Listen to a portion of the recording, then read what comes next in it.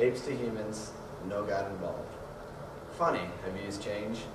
We cheat death, win a game, have a child, save a life, and praise a foreign God?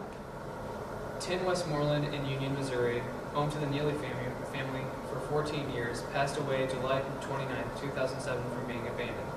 The Neely family came to 10 Westmoreland to start a new life 14 years ago. Love is not all chocolates, endearing Hallmark cards, and late-night strolls by moonlight. Love is not a feeling, and love doesn't just magically happen to one person or another. There is no such thing as Cupid or love at first sight. Love is really all about commitment. Sometimes love is hard. Sometimes love hurts. Okay, we're going to start it off. What is multi-genre writing? Question of the day. I guess multi-genre writing is just writing in different genres, trying to present different ideas in a more creative way than just a normal paper, which can get boring a lot of the times. Genres are like poems or magazine articles or quizzes or Even things like types of writing. Yeah, postcards, like the possibilities are just, Yeah, just different styles. what possibilities is it? They're endless. They are endless. At the beginning of the process, what freaked you out the most about multi-genre writing? They all have something to say. Definitely.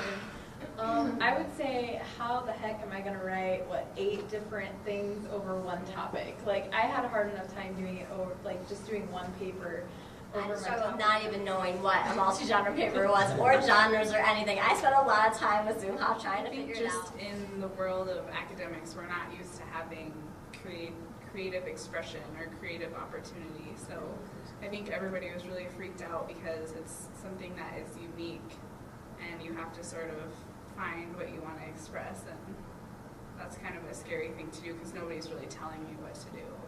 Because you can't grow unless you sort of get to that point where you're frustrated and you have to explore different things. It forced you to ask questions and It figure. was hard to step out of that comfort zone of how you're used to writing and becoming more creative with things.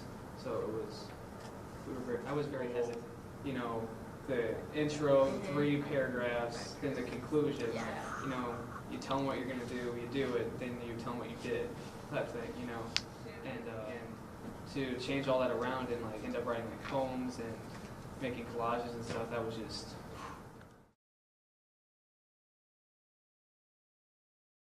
I guess the toughest part of that process was deciding where to put each piece, because they're all separate, and the flow, because that's one of the most important factors is the flow, so that your point isn't lost in all the confusion of so many different genres. Different songs that I wrote about, small things that kind of just intertwine with each other, whether it's a phrase or anything else that you can kind of go off of for the next piece.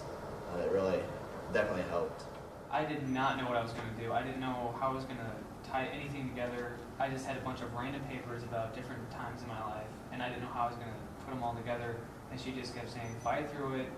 You'll understand this at the end, and you'll be glad that you did all of it. And it ended up being a really good paper, and I was really glad that. I wasn't used to that, because in normal writing, you turn a paper in, you get it back, it's done, it's graded, and but she kept asking for more and more, and I was just not used to that. I guess seeing the whole class kind of struggle, and not just me. The topic that I really connected with was motivating to me because it wasn't like I was writing about something that I didn't care about, but I really sort of had something to say, and I didn't always know exactly what it was, but I think that kept because everyone was like, hey, good job, I really liked this part of it, maybe work on this section. Yeah. And going back to Zoom Hop too, the fact that she wasn't judgmental, she didn't ever say that anything was wrong or that it was bad, but just that She just kept just handing it need to back. work on it. Yeah. Fix it. Yeah. I kind of put up a resistance to how much freedom we had. Yeah. I think you definitely need that though for a multi-genre paper, because everything's unique. Everything is your thoughts, your ideas. I would say to a new student to save everything. Definitely. One big thing was just pick something that you are really excited about, or that you want to explore more, or that you're passionate about, so that it's not like a chore to find other? I would say, and this is kind of sound fake, but it's totally not. Just let yourself have fun and sort of break out of that zone of academia.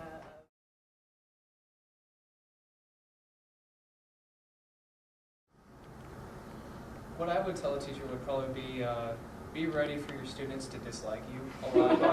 Definitely have to be open with your students and kind of let them take the reins on whatever they're working on.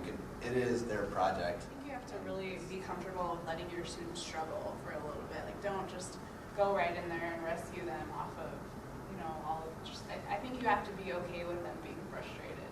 One thing I would say is just push the students, because they're gonna want to just settle and turn in like a newspaper article and then a journal like everyone else is doing, but push them and make them revise, and they're gonna hate it. Like, I was going nuts. But in the end, it's worth it, and just keep reminding them of that. Give them the freedom, but like Philip was saying, where we got the sheet of all our classmates' ideas. Just provide them with other ideas too, just to like spark their creativity.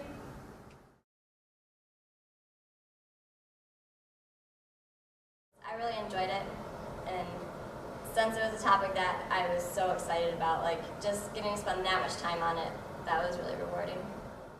Yeah, because throughout high school, I was just taught to write straightforward papers, and once I got here, it was like things totally turned around. So I'd say if you could start earlier, it would be definitely a good thing to do.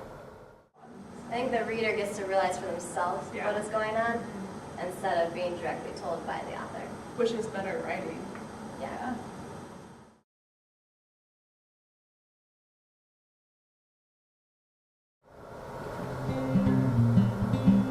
I'd say exhausting.